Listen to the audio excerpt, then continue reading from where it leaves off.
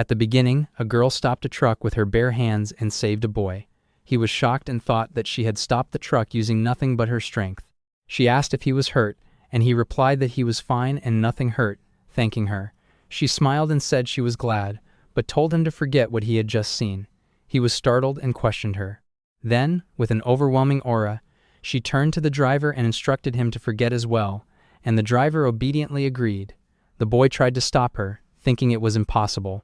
The scene then shifted to Dean and Toshi University-affiliated high school, where the boy, Fudou Ryou, was sitting in his classroom. He thought about the girl who had saved him earlier, Tsukimino-san.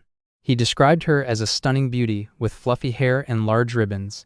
He reflected that he had never spoken to her, and all he knew was that she seemed like a refined young lady from overseas. Still, he was curious. At that moment, his friends approached him from behind, casually discussing what to have for lunch. Suddenly, he turned to them with a serious expression and called out to them. They were startled and asked what he wanted, commenting that his eyes looked scary and telling him not to sneak up on them like that. He apologized and then asked if they knew what kind of person Tsukimino-san was. One of them replied that they kind of knew her, but hesitated. He pressed further, asking about any strange rumors. His intense expression made them panic, and they told him to stop making that face. One of them then explained that she was very beautiful and extremely popular with boys both inside and outside the class. Naturally, many had tried to approach her or confess their feelings. He questioned what they meant by "there definitely were." The friend explained that the boys who had spoken to her all started acting strangely afterward. When asked how things went, every single one of them gave the same response, that they didn't know anyone named Tsukimino. At first, it seemed like they were pretending out of embarrassment after being rejected, but since it was every single one of them, it felt unsettling. They asked if he was even listening, but he was already distracted, secretly watching her. He wondered if she could possibly be something unusual. After class ended, she left the room, and he quickly followed. He noticed how fast she was as he trailed behind her, eventually reaching the rooftop. Suddenly, she appeared beside him and remarked that she was surprised, saying she hadn't expected even him to do something like this. Confused, he questioned what she meant. She then revealed a letter in her hand and said she hadn't expected him to give her such a passionate love letter. He was shocked and immediately denied it, insisting it wasn't from him. However, she continued, asking if it would be all right if it were her. She then asked if he truly wouldn't regret falling for her. At that moment, feathers began to fall from above. As she spoke, she revealed her true nature, asking if he would still love her even if she were a demon. Wings spread out behind her, and horns emerged from her head. Seeing this, he screamed in shock. She was a demon. Then, suddenly, someone screamed from behind. It was the same two boys from earlier. One of them exclaimed in shock that Tsukimino-san was a monster. Hearing this, she became angry and called out to them, telling the rude boy to forget everything he had just seen and to go straight home. Instantly, he appeared to fall under her influence, obediently agreeing before running away. Seeing this, Fudou was confused and wondered what had just happened. She calmly explained that it was her magic, and that the person had likely just been passing by. She added that even people who once claimed to like her would become overwhelmed with fear upon seeing her true form, calling her a monster. She assumed he must have been scared as well, so she had made them forget what he had witnessed. She told him to be careful on his way home and to watch out for cars, adding that his injuries might worsen. She remarked that he would not remember any of what she had said, and that he would understand tomorrow. With that, she flew away. However, in the next moment, he suddenly jumped and grabbed onto her, calling out for her to wait. She was startled and warned him that what he was doing was dangerous. Holding onto her leg, he told her that he did not find her scary at all. Instead, he thought her horns and wings looked cool. She repeated his words in disbelief. He continued, saying that he also wanted to properly thank her for saving him that morning. She reacted, saying it tickled where he was holding her, and questioned why he still remembered what had happened earlier. She remarked that he was quite bold for someone with such a face, and noted that he refused to let go. She warned him that he could have died if he had fallen from that height. Then, confused, she questioned why her magic was not working on him, stating that such a thing had never happened before. She repeatedly told him to forget and insisted that he should find her scary. He calmly pointed out that he had never said that. She then cast her spell again, demanding that he call her cute and not fall for her, only to become afraid later, adding that calling a girl a monster was rude. He reflected that her words had turned into something like venting, which likely meant that many people had been afraid of her before. At the same time, he noticed that whatever power she was releasing was scattering in all directions and wondered if she would be all right.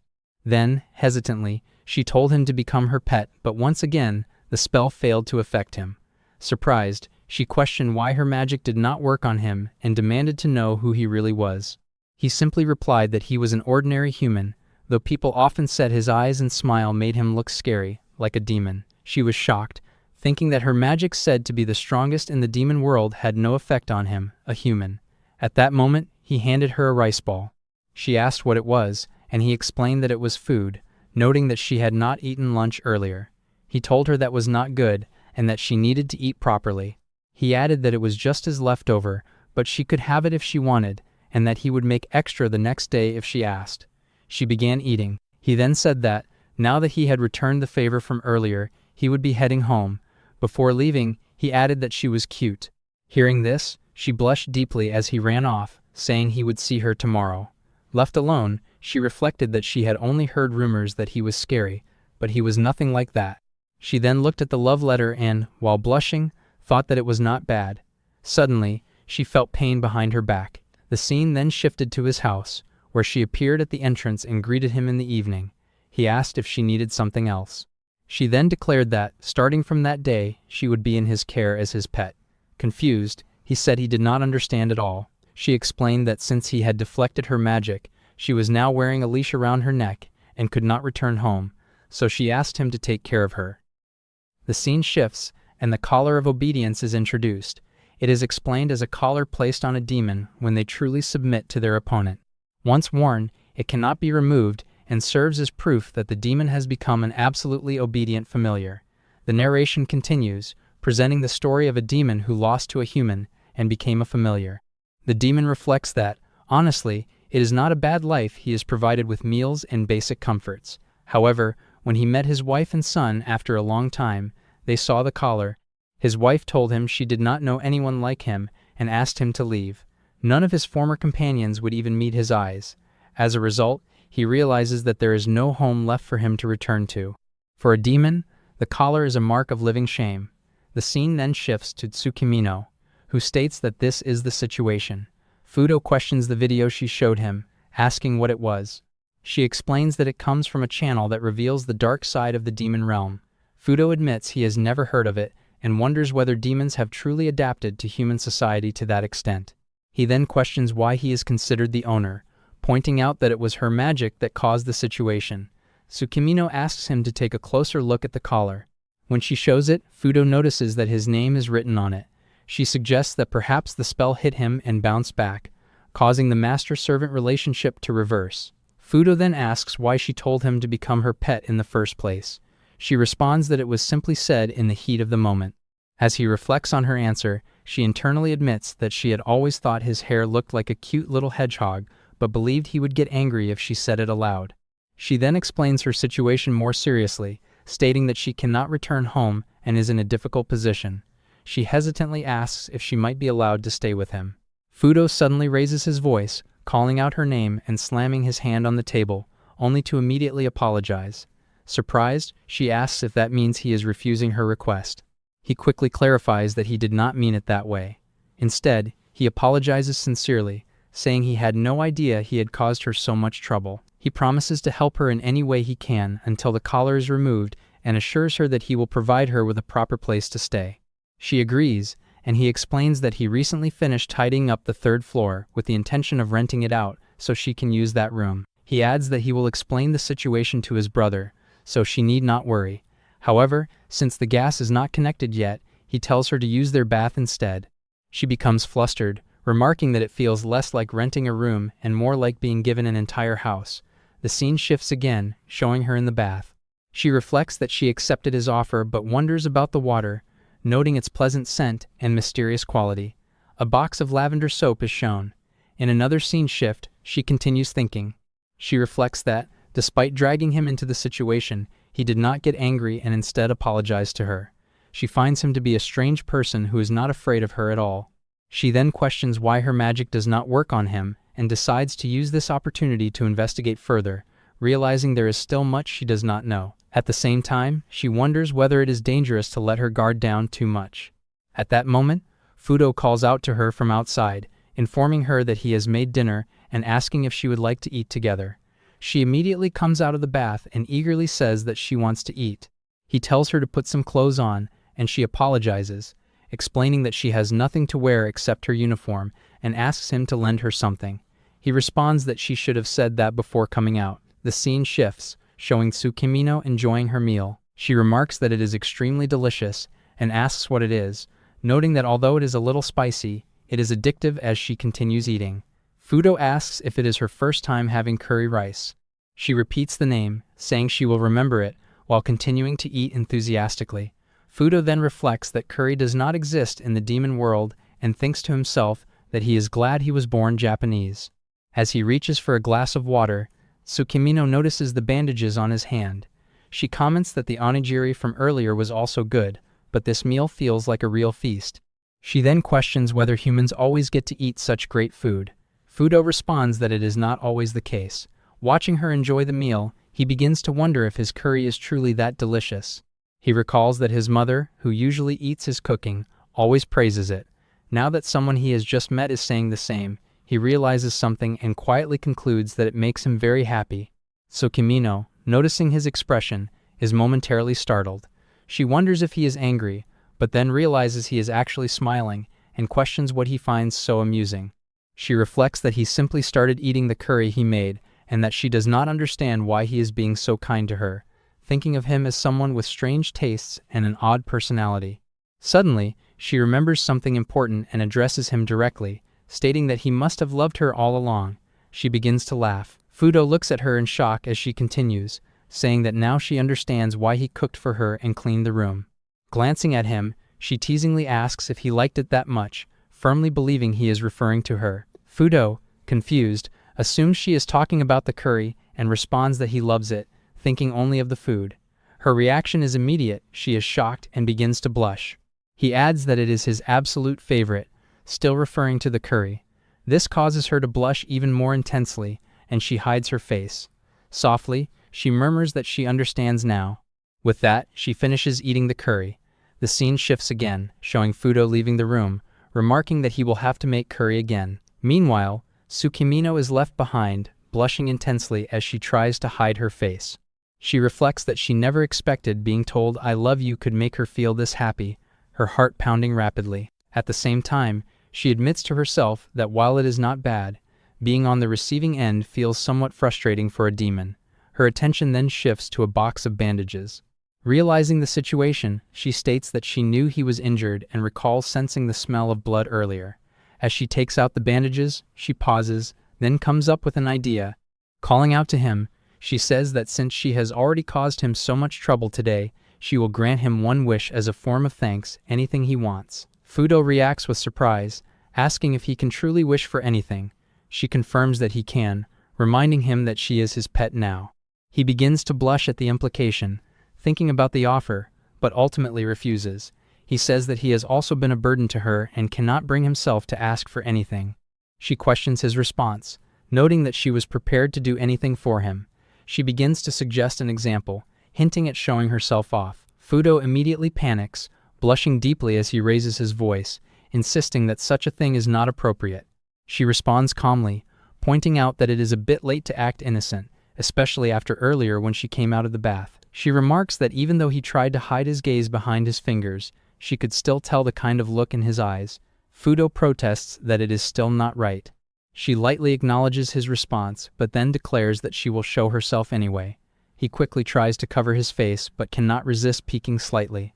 She comments teasingly that it is a shame he is so stubborn. Overwhelmed, he blushes intensely and ends up rolling on the ground. She looks at him, confused, and asks what is wrong. Internally, she concludes that he might simply be an idiot and questions why he is getting so worked up. The narration then notes that, for the first time, Fudou caught a glimpse of a demon's true nature. At the same time, he quietly regrets, even if only slightly, having lent her his room. The scene then shifted to Tsukimino's past. As a child, she told her father that she wanted friends and wished to play with the children outside the castle. However, her father refused, saying it was dangerous outside and that she must not leave the castle. Meanwhile, voices were heard from behind. Someone pointed out that she was the princess, while another remarked that she did not look like a demon at all and was almost like something else. Tsukimino looked toward them and quietly wondered if someone who looked just like her might become her friend. Gazing into a mirror, she questioned where such a friend could be. Suddenly, the mirror began to shine, and a figure appeared within it. Surprised, she wondered who it was and asked if it was a human. The scene then returned to the present, where Tsukimino woke up abruptly and realized it had been a dream. The setting shifted once again to lunchtime. Tsukimino was eating her usual rice ball, onigiri, when Fudou asked if it was not good. In an irritated tone, Tsukimino responded, asking what he was talking about and insisting that it was super delicious. Fudou, observing her, thought that it had been 3 days since she came to his house, and there were a few things he had started to realize. Tsukimino then added that the toast they had that morning was good too, but the rice cake was definitely much better. Fudou continued thinking that she was surprisingly a big eater. She then clarified that it was not about the food, but about what had happened the previous night. She complained that she wanted to watch The World Unknown to Madoko, but it started at 9 p.m., which she considered bedtime for good children. Fudou reflected that, for a demon, she loved TV and kept early hours, making her seem like quite a good girl. However, he realized that he was the one currently in trouble. After looking in the bathroom mirror, he noticed that his eyebrows had somehow become connected. He immediately accused her, asking if this was her doing again. Tsukimino turned her face away and casually remarked that it actually suited him. Angered, Fudou said he knew she had used magic to play another prank and demanded that she change it back. He also thought to himself that she clearly enjoyed pranks. He then listed several things that were not acceptable: teleporting into his futon in the morning to wake him up with magic, entering the bathroom while he was bathing, and appearing from under his desk. He warned that if she kept doing such things, then, before finishing, Tsukimino questioned what kind of prank that would even be. Concluding the matter, Fudou firmly told her to stop the pranks altogether. He then formed an overall evaluation of Tsukimino, thinking that she was childish. After a pause, he shifted the topic and asked why. Aside from the pranks, she had been erasing the memories of the boys who confessed their love to her. Tsukimino replied that she had already explained it before. It was because she did not want to scare them. Fudou questioned whether she could simply avoid telling them that she was a demon in the first place. She sighed and pointed out that if he intended to build a relationship with someone, did he really plan to go through life with them without ever revealing where he was from or who he truly was? Her words struck Fudou. She continued, explaining that, while they might be surprised, keeping them in the dark would be unkind. At that moment, Fudou began to realize that Tsukimino might not be as childish as he had thought. She concluded by saying that it was only natural to want the person one cares about to know the real self.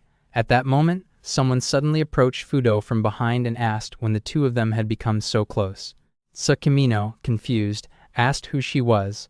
The girl introduced herself as their classmate, Mitsuki, and added that she was not the only one curious about them. The scene then shifted to reveal a group of students hiding behind a pillar, peeking at Fudou and Tsukimino. Fudou wondered when they had even gathered there. The girl stepped forward and explained that seeing scary-faced Fudou and the school's most beautiful girl, Tsukimino, being friendly together alone on the rooftop naturally made people curious. Hearing this, Tsukimino became visibly delighted and exclaimed that she had been called a beauty. Internally, she repeated it to herself, excited that others had acknowledged her appearance. From the boys' perspective, they commented that, as expected, a girl had asked the questions they were too afraid to ask, encouraging Mitsuki to continue. Fudou, however, thought that this might not be the best time for such attention. He also reflected that Tsukimino was somewhat of a local celebrity, and despite going to the rooftop to avoid attention, they had still ended up standing out. The girls began questioning them one after another, asking if they had walked to school together that morning, how it happened, how far their relationship had progressed, and even whether they had kissed. Fudou looked at them while Tsukimino started blushing. He thought to himself that the situation had suddenly become troublesome and considered that, if necessary, he might even rely on her magic. Instead, he raised his voice and called out for attention, shocking and silencing everyone. With a stern expression, he explained that Tsukimino was living on the floor above his for certain reasons, which was why they were going to school together. Struggling to phrase it properly, he clarified that they were just friends. Tsukimino looked at him and repeated the word friend in her mind. One of the boys reacted in surprise, asking if they were really just friends, while another concluded that if that was the case, then it was fine.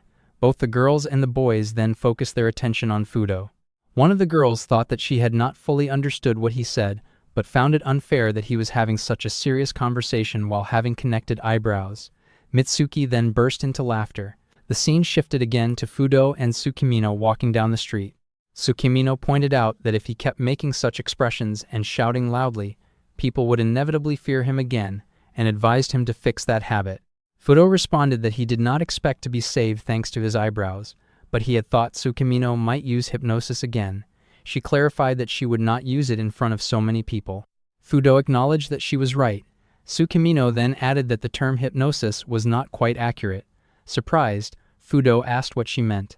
She responded by asking if he wanted to get to know her better, and then told him that she would explain. When Fudou asked what she meant, she simply replied that she would tell him about herself. The scene then shifted once more to the rooftop of Fudou's house. Looking around, he questioned why she had chosen his rooftop of all places for this. Tsukimino then told Fudou to listen carefully, explaining that there was only one type of magic she could use, and that everything she had done so far was just that single kind. Fudou, confused, began counting on his fingers and pointed out that she had used hypnosis, teleportation, instant outfit changes, and many other abilities. He questioned how all of that could be considered just one type of magic. In response, Tsukimino raised her hand and said it would be easier for him to understand if he experienced it himself. She asked him to watch the moon closely, adding that she was about to make it disappear. A bright flash followed, momentarily blinding Fudou. When he opened his eyes again, the moon had vanished, leaving the sky completely empty. Shocked, Fudou exclaimed that the moon was gone, as if someone had simply blacked it out with a marker. Tsukimino calmly stated that she did not want people to make a fuss, so she would restore it. With a swipe of her hand, the moon reappeared, and she casually remarked that it was back. Fudou stood there, confused and astonished by what he had just witnessed. Tsukimino then explained that this was her magic, the power to make anything happen exactly as she commanded. She called it Last Order. She added that she was the only demon who could use magic like this, aside from her father, and told him not to worry. Hearing this, Fudou thought about how her father must possess an equally unbelievable power and wondered what kind of family she came from. Tsukimino then clarified that her father was the king of the demon realm, in other words, the demon king, and that she was his daughter. She warned him that if he truly made her angry, she could be frightening. Fudou, slightly intimidated, responded that he understood. However, Tsukimino quickly lightened the mood. She patted his shoulder and remarked that he should at least try to act a little scared, since she never actually did anything frightening to him. She then reminded him that they were friends. Moving closer, she held his face near hers and began to blush. Then, suddenly, she jumped off the roof, casually wondering what they would have for dinner that night. Left alone, Fudou looked up at the moon and quietly repeated her words, reflecting on the idea that she could make anything happen. At that moment, a mysterious man appeared and remarked that he could not simply leave things as they were.